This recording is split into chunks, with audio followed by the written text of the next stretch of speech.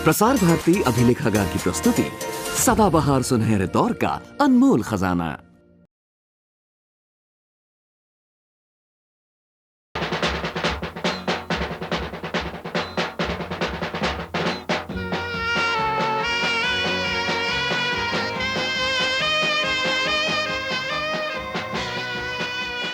दक्षिण अफ्रीका में भारत के अनेक प्रदेशों से लोग जाकर बसे थे। इनमें कुछ स्वतंत्र मजदूर थे, कुछ गिरमिटिया मजदूर, कुछ छोटे सरकारी नौकर और कुछ व्यापारी। इन्हीं व्यापारियों में एक थे दादा अब्दुल्ला, जिनका वहां काफी काम फैला हुआ था। उनके एक मुकदमे के सिलसिले में मोहनदास करमचंद गांधी दक्षिण अफ्रीका पहुंचे। एक दिन जब गांधी जी ट्रेन से चार्ल्स टाउन जा रहे थे, तब उनके साथ एक ऐसी घटना हुई जिसने उनकी जीवन दिशा ही बदल दी। उस समय रेलगाड़ी नेटाल की राजधानी मोरिसबर्ग स्टेशन पर पहुंची। गांधी जी पहले दर्जे में सफर कर रहे थे। उनके पास टिकट भी था, लेकिन अंग्रेज रेल अफसर ने उन्हें डिब्बे से उतरकर तीसरे दर्जे में सफर करने के लिए कहा। गांधी जी ने इसका विरोध किया और उसे प्रथम श्रेणी का टिकट दिखाकर बोले, मुझे इस डब्बे में सफर करने का कानूनी हक है। गांधी जी का विरोध देखकर उस अंग्रेज अफसर ने एक सिपाही से न सिर्फ गांधी जी का सामान नीचे फेंकवा दिया, बल्कि उन्हें भी धक्के देकर नीचे उतरवा दिया। दरअसल इसी क्षण गांधी जी को अनुभव हुआ था कि गोरे लोग काले लोगों से कितनी नफरत करते हैं। मुझे जो तकलीफ मिली है वो तो ऊपरी है, पर ये रंग भेद तो एक महारोग है। इसे मिटाने की शक्ति अपने में हो तो मुझे उसका उपयोग करना चाहिए। फिर चाहे जो भी कष्ट आए उन्हें सहना चाहिए। रेल तो जा चुकी थी। गांधी जी ने तुरंत रेल के मैनेजर को तार दिया, दादा अब्दुल्ला को भी तार दिया और उन्हें सारी स्थिति बताई। आखिर अगले दिन जब दूसरी गाड़ी आई, तब गांधी जी चार्ल्स टाउन पहुंचे, लेकिन प्रथम श्रेणी के डिब्बे में ही बैठकर। चार्ल्स टाउन से जोहानिसबर्ग की यात्रा गांधी जी को एक सिक्रम में करनी थी। सिक्रम वाले ने उन्हें कुली समझकर अंदर नहीं बैठने दिया, बल्कि कोचवान के पास बिठा दिया। थोड़ी देर बाद सिक्रम कंपनी के उस गोरे को सिगरेट पीने की इच्छा हुई, तो उसने गांधी जी से कहा, तुम नीचे बैठो, क्योंकि उसे कोचवान के साथ वाली सीट पर बैठना था। गांधी जी अब बर्दाश्त नहीं कर सके। एक तो अंदर बैठने नहीं दिया, फिर कहता है कोचवान के पैरों के पास बैठो। उन्होंने मना कर दिया। फिर क्या था, वो अंग्रेज आग बबूला हो गया। उसने गांधी जी पर घूंस से थप्पड़ बरसाने शुरू कर दिए। गांधी जी के जी में आया कि उस गोरे की दाढ़ी नोच लें, पर वो सिक्रम के सींचे मजबूती से पकड़े रहे। उस गोरे ने बहुत खींचतान की, पर वो उन्हें वहां से हटा नहीं पाया। बाकी अंग्रेज यात्री ये सब देख रहे थे। उनमें से एक बाहर आया। उसने सिक्रम के मालिक को बहुत डांटा फटकारा। मामला तो शांत हो गया, परंतु गांधी जी के मन में रंग भेद नीति के खिलाफ एक और विचार छोड़ गया। जब मुकदमे का काम खत्म हो गया, तो गांधी जी भारत वापस आने को तैयार हुए, पर दक्षिण अफ्रीका में भारतीयों की दुर्दशा ने उन्हें परेशान कर दिया था। उस दिन मोहनदास करमचंद गांधी को विदाई देने के लिए सभा आयोजित की गई थी। अब्दुल्ला सेठ ने कहा, इन्होंने यहाँ मुसीबतें झेली हैं और भारतीयों के दुख दर्द को जाना है और समझा है। अभी कुछ देर पहले एक अखबार के कोने में छपी इस खबर के बारे में मुझसे बात कर रहे थे, जिसका मतलब यह है कि हिंदुस्तानियों को नेटाल की काउंसिल में चुनने का जो हक हासिल है वो छीन लिया जाए। इस विषय पर जो बिल पेश किया गया है उस पर असेंबली में बहस हो रही है। और अब मिस्टर गांधी कहते हैं कि अगर ये कानून ज्यों का त्यों पास हो गया तो आप लोगों के लिए बहुत तकलीफदेह होगा। ये तो हिंदुस्तानियों की हस्ती मिटाने का पहला कदम है। फिर तो सभा में चारों ओर से आवाजें उठी, अब्दुल्ला भाई, मिस्टर गांधी को रोक लीजिए, रोक लीजिए। मिस्टर गांधी हमें ऐसी मुसीबतों से बचा सकते हैं। आखिर गांधी जी 1 महीने रुकने के लिए तैयार हो गए।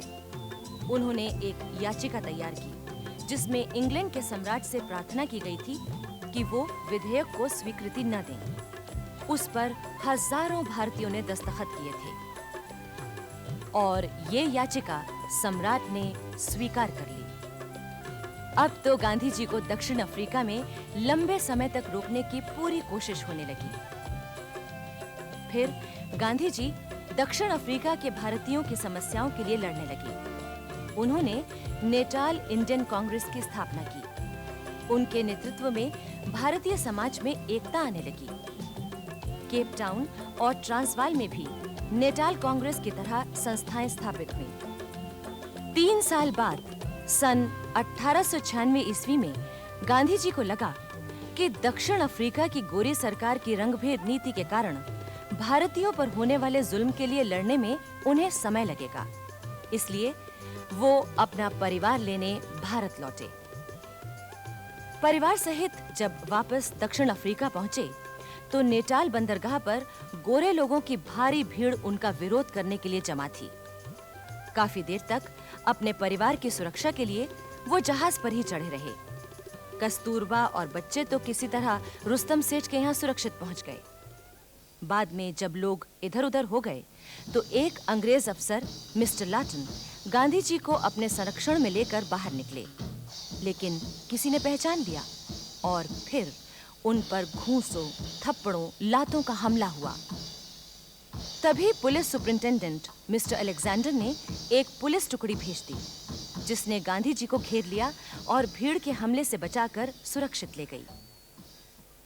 अगले दिन गांधी जी को उपनिवेश मंत्री मिस्टर चैम्बरलेन का तार मिला कि वो हमला करने वालों पर मुकदमा चलाएं, लेकिन गांधी जी ने ऐसा करने से मना कर दिया। इससे गोरे लोग बहुत शर्मिंदा हुए। सन 1904 में गांधी जी ने इंडियन ओपिनियन साप्ताहिक पत्र प्रकाशित करना शुरू किया। सन 1906 में वहां विद्रोही जुलू लोगों पर पुलिस ने जुल्म ढाए। घायलों की अस्पताल में चिकित्सा भी नहीं की गई। तब ये काम गांधी जी ने अपने ऊपर ले लिया, घायलों का उपचार किया। कुछ समय बाद ट्रांसवाल की सरकार ने एक कानून घोषित किया कि हर भारतीय स्त्री पुरुष जो ट्रांसवाल में रहता है उसको अपनी रजिस्ट्री करानी होगी और एक प्रमाण पत्र लेना होगा जिस पर शरीर के खास चिन्ह पहचान के लिए लिखे जाएंगे। गांधी जी ने बताया, मेरी जानकारी में दुनिया के किसी हिस्से में स्वतंत्र आदमियों के खिलाफ ऐसा कोई कानून नहीं है। कानूनन उंगलियों की छाप तो अपराधियों से ली जाती है। सभा में लोग उत्तेजित हो उठे। वो गुस्से से भरे हुए थे, लेकिन गांधी जी ने उन्हें शांत किया और बोले कि हमें शांतिपूर्ण और अहिंसक तरीके से आंदोलन चलाना है, चाहे हमें कितने ही कष्ट क्यों न झेलने पड़े, क्योंकि यदि इस कानून को हमने लागू होने दिया तो फिर ऐसा कानून सारे दक्षिण अफ्रीका में बनाया जाएगा। गांधी जी और अन्य नेताओं ने परमिट दफ्तर पर धरना दिया, गिरफ्तार हुए, पर एक हफ्ते बाद जनरल स्मट्स से बातचीत होने के बाद सभी छोड़ दिए गए। दक्षिण अफ्रीका की रंगभेद नीति के खिलाफ चल रहे आंदोलन के प्रति कुछ अंग्रेजों में सहानुभूति की भावना भी थी। उनमें से एक थे मिस्टर केलनबेक। उन्होंने बहुत बड़ी जमीन गांधी जी को दे दी, जहां गांधी जी ने टॉल्स्टॉय फार्म की स्थापना की। जिन दिनों गांधी जी दक्षिण अफ्रीका में रंगभेद के खिलाफ लड़ाई लड़ रहे थे, गोपाल कृष्ण गोखले ने इंग्लैंड में उनके काम की जानकारी प्राप्त करने पर कहा था, ये आदमी भविष्य में भारत का नेता होगा। सन 1912 में गोपाल कृष्ण गोखले दक्षिण अफ्रीका गए। 15 दिन घूम-घूम कर वहां की सारी जानकारी प्राप्त की और भारतीयों से कहा, मैं नहीं समझता कि कोई भी सरकार रंग और जाति भेद की नीति अपनाकर टिक सकती है। इस काले कानून को हटाने के लिए मैं आपके साथ हूं। गोपाल कृष्ण गोखले ने गांधी जी की शक्ति को भी पहचान लिया था। भारत में उस समय स्वतंत्रता आंदोलन चल ही रहा था। गोखले ने तब गांधी जी से कहा था, अब आपको 1 साल के अंदर भारत लौट आना चाहिए। इधर भारत में कांग्रेस दक्षिण अफ्रीका में भारतीयों पर होने वाले अत्याचारों के खिलाफ गांधी जी के संघर्ष को अपने अधिवेशनों में नैतिक समर्थन प्रदान कर रही थी। ब्रिटिश सरकार भी ये बात समझती थी कि भारतीय कांग्रेस दक्षिण अफ्रीका के प्रति पूरी तरह चौकन्नी है और उसके लिए विश्व जनमत का ध्यान खींचने की पूरी कोशिश कर रही है। सन 1909 में मदन मोहन मालवीय की अध्यक्षता में लाहौर में कांग्रेस अधिवेशन हुआ। उसमें अन्य प्रस्तावों के साथ दक्षिण अफ्रीका के बारे में भी एक प्रस्ताव पास किया गया।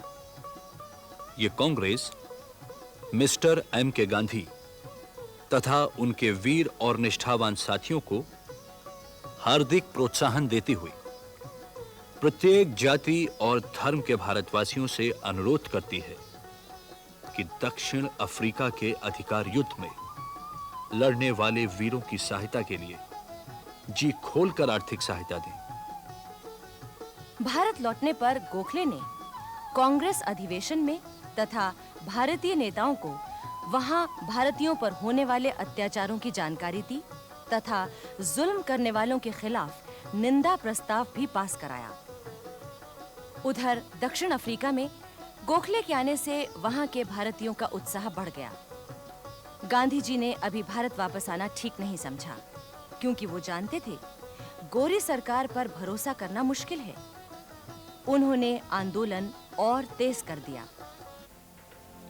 इन्हीं दिनों केप टाउन सुप्रीम कोर्ट ने यह फैसला दिया कि दक्षिण अफ्रीका में हुए वो विवाह जो ईसाई धर्म के अनुसार नहीं हुए हैं, गैर कानूनी समझे जाएंगे। इस फैसले ने आग में घी का काम किया। अब महिलाओं ने भी आंदोलन शुरू कर दिया। टॉलस्टॉय आश्रम की महिलाएं अपने गोद में बच्चों को लिए निकलीं। कस्तूरबा गांधी भी साथ थी।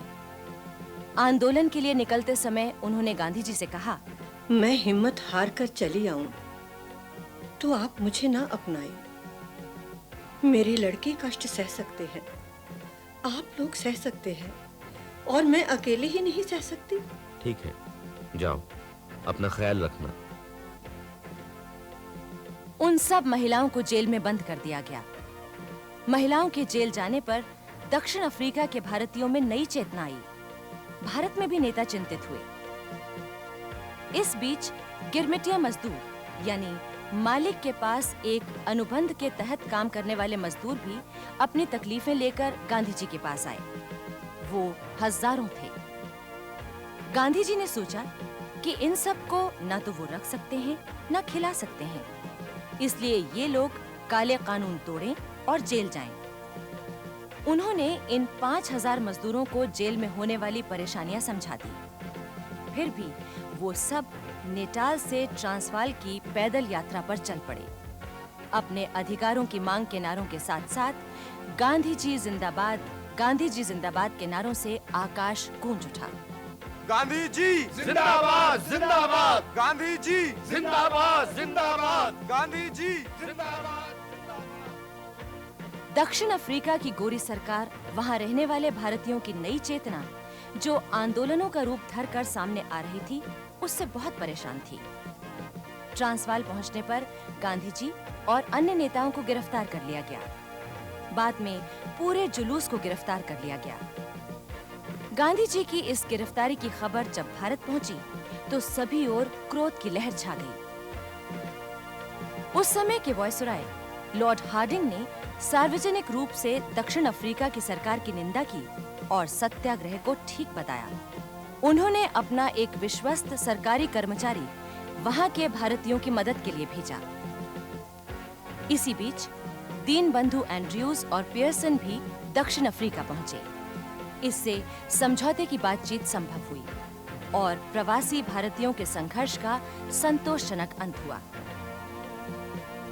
आखिर 18 जुलाई 1914 को गांधी जी ने हमेशा के लिए दक्षिण अफ्रीका छोड़ दिया। ये बात अलग है कि दक्षिण अफ्रीका की सरकार आज भी रंगभेद की नीति को अपनाए हुए है।